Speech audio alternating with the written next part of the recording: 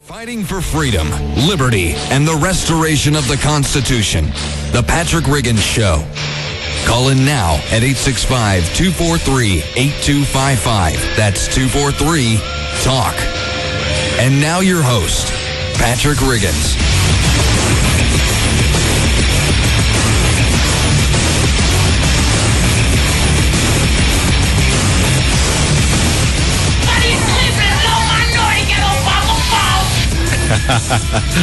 This is Patrick Riggins with the Patrick Riggins Show. And if you want to give us a call, you can give us a call at 865-243-TALK. And if you have an Obama phone, yeah, you can call us on your Obama phone. So, anyway, we'll be taking calls on that this hour. I've got U.S. Cellular. Yeah. Yeah, I don't know. I think the Obama phone, the Obama plan. Yeah, what it is that you run up minutes and you don't have to pay for them. So we just keep kicking that can down the road. That's how that Obama phone works. You know, we run a deficit and we just decide, well, it'll just go away. It'll take care of itself. Or you can blame the phone bill on Bush. Yeah, you can blame, or the fact the phone doesn't work on all Bush. Your overage charges are blamed on Bush. Yeah, those overage charges were on there before I got this phone.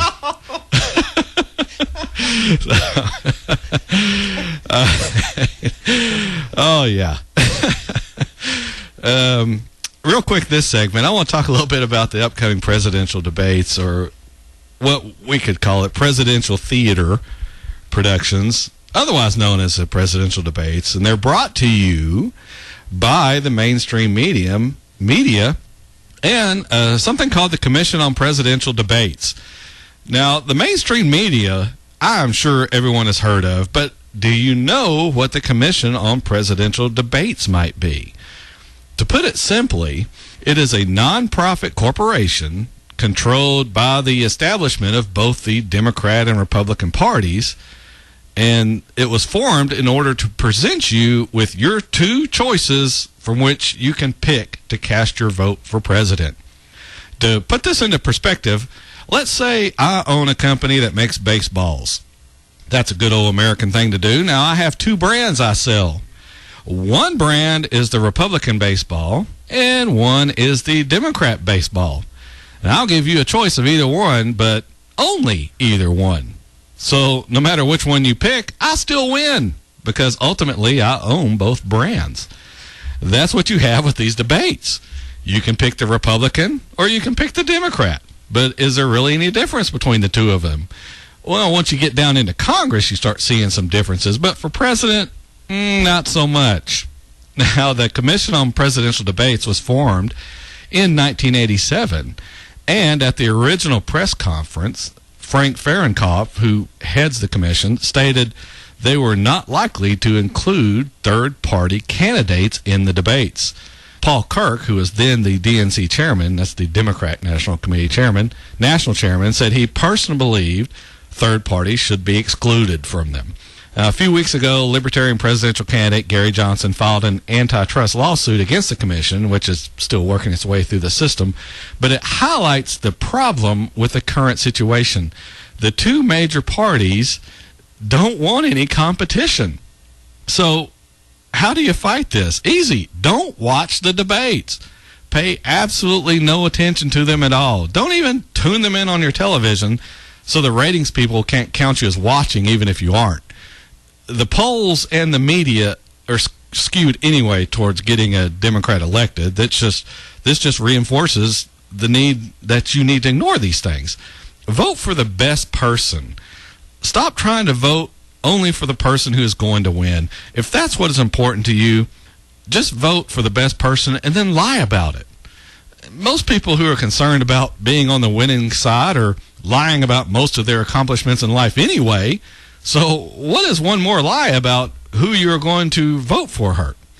You'll actually be doing some good by voting for the best candidate without having to suffer from your friends bugging you about not voting as they wanted you to. Now, some people say, I just don't participate in government. You should be able to be left alone. Now, that's how it should be, but that's not how it is. You are always going to get people in government who want to be busybodies, monitor everything you're doing, and constantly be sticking their nose into your business. Now, the founders knew this. That is why they said you have to always be on the lookout for these types wanting to get into government. Now, we've been neglecting our duties as voters for a long time now. We need to work on getting back involved in what government is doing. You see what is going to happen when you do. You get called every name in the book because these guys are used to running the show without you. They don't want you involved. They don't want you paying attention. They want you to sit out there fat and dumb, voting for one of the two accepted candidates, because either one is going to do what the people in power want them to do. You have people who say maybe it's better to have Obama in office and a Republican-controlled Congress, both House and Senate, because then the Republicans would be in an adversarial role and less inclined to pass the things he wants. Now, my only problem with that is that Congress doesn't always do the right thing anyway. They passed the Patriot Act with the Senate voting practically unanimously at 98-1 originally when it passed, and the House 357-66. One of the biggest trashings of the Constitution we have had. And that was with a Republican in the White House, someone who should supposedly be more conservative towards that great document. So what's the answer? I think Romney could be worked with a little easier, but I'm not so sure his designs are any better. Of course, now the key is Congress, and I say this over and over. Congress, Congress, Congress. That is where our power and influence lie, not the president. Congress can stop everything President Obama has been doing. You don't like the tax rate? Thank Congress. Don't like immigration policy? Thank Congress. Don't like the spending happening right now in Washington? Thank Congress. I played these quotes a few weeks ago from retired Judge Andrew Napolitano a little while back, but since this show is growing so rapidly and we're getting new people listening all the time, I'm going to play them again so the new people can hear them. This was his first quote here I played. What I think is demonstrable. Mitt Romney's views are closer to Barack Obama's than they are to Ron Paul's or Thomas Jefferson's. I think that's demonstrable. I don't think there's any spin in that, and I think that could easily be demonstrated.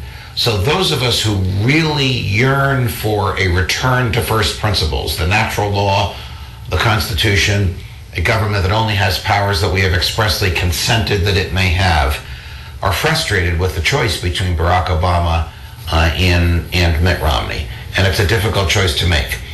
Does one vote for Gary Johnson as a way of demonstrating there's a huge base of libertarians out there, and even though you're going to be president, Governor Romney, we're going to be watching you?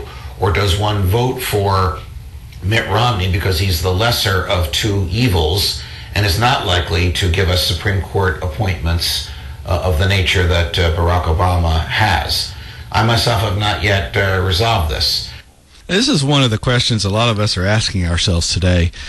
In this interview, he was asked about which candidate he would rather have choosing a Supreme Court nominee, since that came up in his last answer. The short answer to your question is, yes, I'd rather have Mitt Romney choose a Supreme Court nominee than Barack Obama. So is it a toss-up between Romney and Obama? Most of my colleagues believe, and I share this view, that Barack Obama is arguably president most dangerous to human freedom since Abraham Lincoln. So should a libertarian and someone I would argue that leans towards more American values, how they used to be and how they should be, should they hold their nose and vote for Romney anyway? There's a great groundswell amongst libertarians to toss some support to Mitt Romney so that we never have to live in fear of what Barack Obama might do by executive order or decree. This is where I part ways a little from the judge, because, as I say, Congress has the power to overturn these types of things, either through outright writing legislation to stop it or refusing to fund them. But I also live in the real world and realize at this point, Congress does not have the backbone to stop anything the president is doing, whether constitutional or not. That is mostly our fault for continuing to elect these people who have neither the will nor the inclination to step forward and say the things that need to be said. And more importantly, do the things that need to be done. So what is the answer? I can't sit here and tell you what the best answer is for you. If you are waiting for me to tell you how to vote, I would be the first person to tell you that is not the way to choose. You are abdicating your responsibility as a citizen. You should not be taking marching orders from anyone. If you ask me how I'm going to vote, honestly, I've not decided yet, because we really don't have a whole lot of choice. Do you make a protest vote and write someone in at the risk of putting Obama back into office, or do you vote for Romney even though he doesn't agree with a lot of what this show talks about? Do you vote for Obama in the hopes that Congress might be more inclined to oppose what he is wanting to do? This is the problem we are running into, picking from only two people who have a realistic shot at becoming president. In response to the debates and all the secret negotiations that go on behind the scenes between the two parties, 18 organizations have issued a press release demanding the Commission on Presidential Debates make public the contract. If you didn't know that, they draw up a contract between the Democrats and Republicans and what they've arrived at to determine how these debates will be done. Now, good luck with that, because the powers to be have clamped down on all these nitpicking outsiders in an effort to control what you see and hear. Just look at what happened at the Republican National Convention as they worked to shut out the Ron Paul supporters. They were using tactics that would have made Stalin proud.